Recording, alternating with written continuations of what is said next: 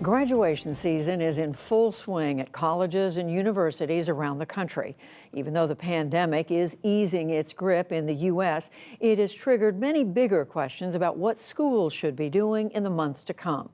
We start a special series tonight and begin with the latest on community colleges. They have long been seen as an opportunity for students of all backgrounds to earn a degree. But those same students have been some of the hardest hit by the pandemic, and many have had to drop out. Hari Srinivasan reports for our series, Rethinking College. May of 2019, I was diagnosed with breast cancer. I was carrying my second son. I was 16 weeks pregnant. Come on, guys.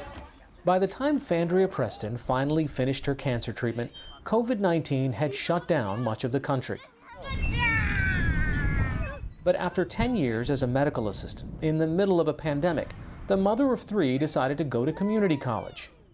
My husband was like, you need to do something. He was like, you know how you're a task-oriented, driven person. He was like, you're going to need to do something. So he was like, go to school for cybersecurity. Now, in her first semester at Northern Virginia Community College, Fandria is able to do all of her classes online, take care of her kids at home, and is already applying for jobs. But that's not the story for many community college students in the U.S. right now. Between the fall of 2019 and the fall of 2020, nationwide enrollment in public two-year colleges dropped 10%. This spring, the slide continued, and it was even worse among students of color. Colleges enrolled around 14% fewer Black and Latinx students and nearly 20% fewer Indigenous students. My youngest son was getting an award at school, and he didn't tell me. And as a mom, that really broke my heart. It was kind of in that moment I knew that I needed to get one job that would be able to help me provide for my family. At the time, Felicia Oscar was working 3 jobs. But now, the single mother of 6 is working on her associate's degree at Madera Community College in Central California. She's a survivor of domestic violence and wants to use her degree to one day open a shelter. I wake up at 3 a.m. in the morning, and I put a computer desk and a computer in my closet so that I could actually have a quiet area to study. But when the coronavirus came to California, work dried up and the family was forced to stay at home. For Felicia, school became overwhelming. Our internet wouldn't work. Then we couldn't, the Zooms were crashing. There was no space. So you got to think about it. There's 6 school-age children, right? From college all the way down to elementary. Plus me, I'm in college. We're all trying to log into Zooms. We're all trying to do our homework. It's just so much noise. It was so, you couldn't focus. So last summer, she dropped out. And this is a highlight palette. After getting a makeup resale business up and running and better adjusting to remote life, Felicia had enough funds and confidence to return to school last fall. So what should schools be doing for students like you? I know a lot of people lost their jobs. So there was a worry about food or rent. Just remind them of the services available, that there's support, there's psychological services on campus, there's counselors, academic counselors on campus. At the College of Southern Nevada, the state's largest college, they're hoping to bring back students like Felicia. This fall, the school's enrollment declined 12% from the year before. The school sits in the heart of Las Vegas. That's a hub for hospitality and tourism. And at its peak last April, unemployment in the city hit 33%. Federico Zaragoza, the College of Southern Nevada's president, says the economic shutdown had an immediate impact on his students.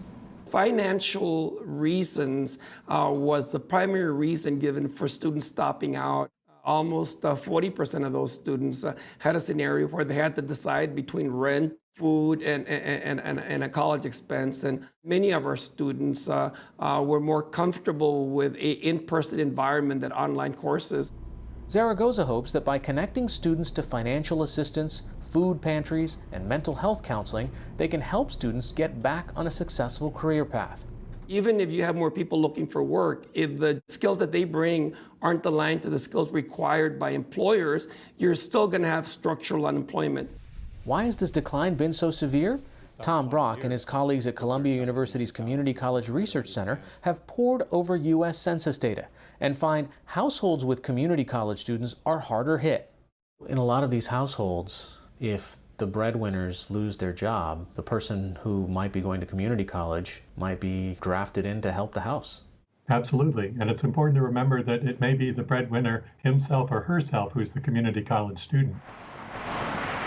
But Northern Virginia Community College has been able to buck this national trend. NVCC's president Ann Kress says enrollment increased this year. What did you do to make that happen? We got out $750,000 in emergency aid very quickly. We were able to loan laptops. We turned our parking lots into Wi-Fi hotspots. We also turned individuals who work at our college into what we called remote student support specialists. They reached out to students who might be a little bit missing in action. They let them know about the aid that they would qualify for. They let them know that we were here to help them. On top of the school's efforts, Kress says Virginia's new free community college initiative could have a significant impact on students.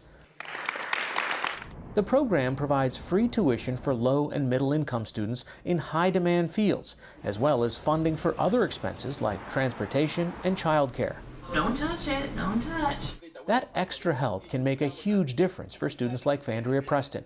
I'm not working right now due to the pandemic, and I'm trying to better myself with a career and to provide for my family in the future. So these funds are going to help me with the childcare and utilities and food to put on my table and not to worry about, oh, my lights will get cut off. And if community colleges cannot hold on to their students, Tom Brock believes the effects could ripple across the labor force. Community colleges largely train healthcare workers, for example. They also train students in careers like construction and welding and other things needed, quite literally, to get the economy humming again. Some worry that even if schools can get students back in class, the average completion rate for community college students is still very low. As of 2019, only 40% of two-year college students complete their degree. But for Fandria Preston and Felicia Oscar, they know how important their education is. I wanted my children to see how important education was. And I kind of felt like it was my responsibility as the example and the head of the household to kind of not only say it, but to act it out. I know everyone is going through something. Everyone is. I mean, and it's hard, but you have to keep pushing. And they're both confident they won't let a pandemic get in their way. For the PBS NewsHour, I'm Hari Srinivasan.